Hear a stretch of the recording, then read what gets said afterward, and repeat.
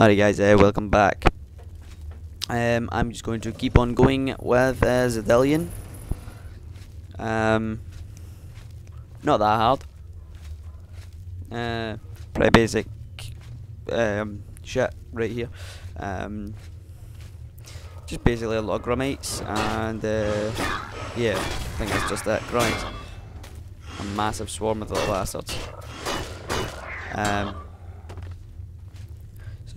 And there's also a lot of great loot. Look at what these guys carry. Madness. Or you can make armor out of that. If you want to take it, then just take it. Obviously, if you want kind of good armor, and you can maybe use the duplication clutch on that. You know, you get a lot of good. Look at this. There's more madness sword. So yeah, take whatever you like from there. At the end of this, you will find a really cool sword. Yeah, as I probably said that in the last video. It's called Dawnfang and or Duskfang. It changes in the dawn. Well, basically, when it's in dawn, it becomes Dawnfang. At dusk, it becomes Duskfang. Quite obviously. So this is the first focus crystal guy that you're gonna have to attack. That's what he's got on, in his hand right now. A focus crystal. You know, these guys are slightly harder than the other grummates. You know, just take that. That's what you need. See, there you go. Focus crystal added. Just take whatever else you want here. So you've discovered your focus crystal, the first of them anyway. So all in all, you need 3 of them. And the grummates have basically been using them as a power source for their weapons. So basically, right, that's it basically. Right, put it up there, and another geisha dome. See, there's more loot over here for gold and apparel. You can get a decent amount of gold from ruins and places in the Shivering Isles. You can make a pretty good amount of money. See, you're getting pretty high amounts of gold, things like that. Look, watch these guys. They are worshipping the focus crystals. That's what it. That's what a guy tells you later on in this part, in this quest. They worship them as a god or some sort of religion.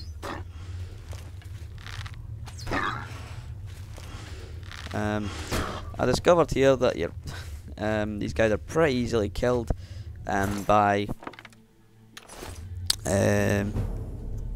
my bow and arrow. I was just looking at their kind of abilities here. Well, not abilities, kind of specs, I guess you could call it. Just basically looking about now for kind of loot and shit like that.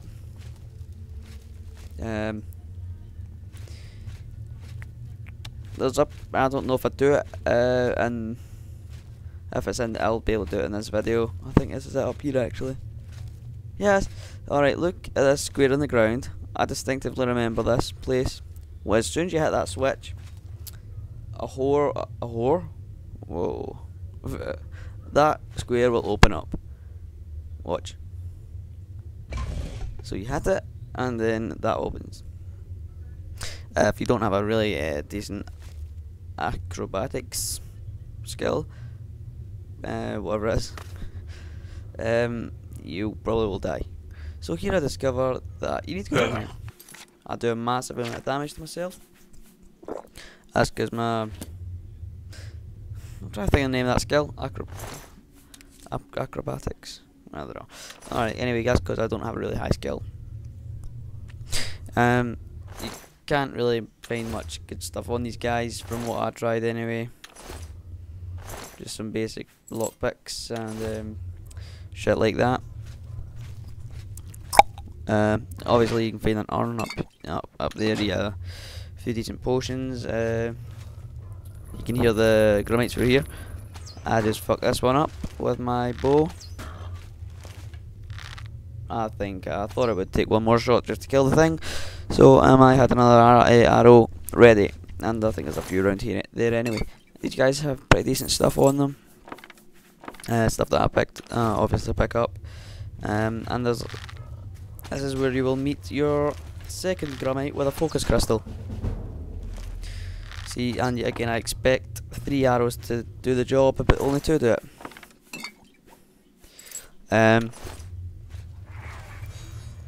Yep, there you go, you can hear the other grummite with the focus crystal up in that place.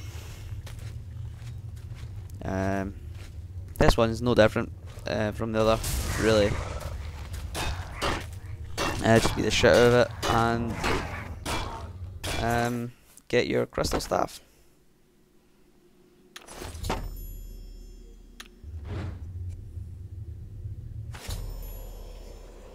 I don't really like the fact that the crystal staffs get removed, because I would really kind of like to have a crystal staff. I think they'd be pretty cool and pretty useful out in the wilderness of the Shivering Isles. These little bastards are constantly doing their kind of power attack, their kind of spinny thing. I killed both of them. And there's another one around the corner that hasn't yet realised me, even though his comrades have been completely fucking annihilated. See what I did there? That's his power attack. What I did was I kind of lunged forward and attacked them. They constantly do their attack. Up here is where I will torture some people, and you can also find a flawless topaz.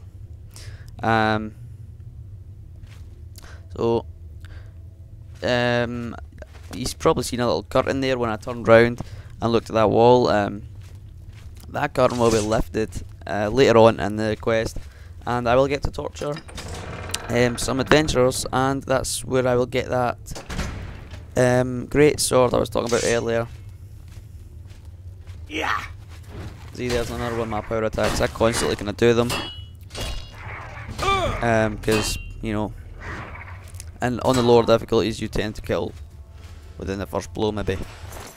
And I heard one of these little bastards come up behind me, so I immediately blocked. And my blade skill increased.